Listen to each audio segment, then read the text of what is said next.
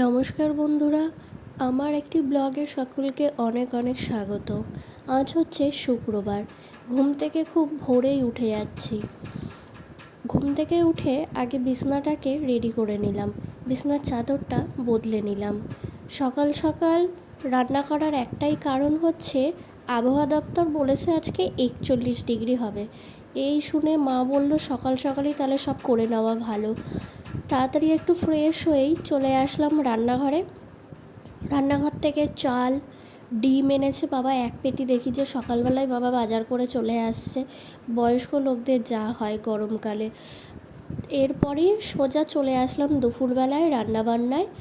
কেননা হচ্ছে দুপুরে হয়েছিল শাক, হয়েছিল রুই মাছের তরকারি আর স্যালাড খেয়েছিলাম। আর হচ্ছে দুপুরের মাঝে একটু পরপরই হচ্ছে গ্লুকন-ডি জল আমরা খাচ্ছিলাম।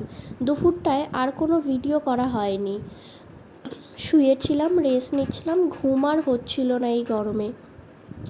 একেবারে সন্ধ্যাবেলা চলে এসেছি। সন্ধ্যাবেলায় সন্ধে পুজো দিয়ে বসে পড়েছিলাম। অনেকগুলো বাসন ছিল, বাসনগুলো ধোয়ার পর আর কিছু জামা কাপড় ছাদ থেকে নিয়ে এসে ভাঁজ করতে বসে পড়লাম। নয়, কাজ যদি তুমি ফেলে রাখো তাহলে অনেকটাই পিছিয়ে যায়, সেই ভেবে কাজগুলো কমপ্লিট করে নিলাম। ও হ্যাঁ, সকালে পড়তে বসার টাইম একটুও পাইনি, এই জন্য সন্ধেবেলায় সমস্ত কাজ কমপ্লিট করে পড়তে বসে পড়েছি।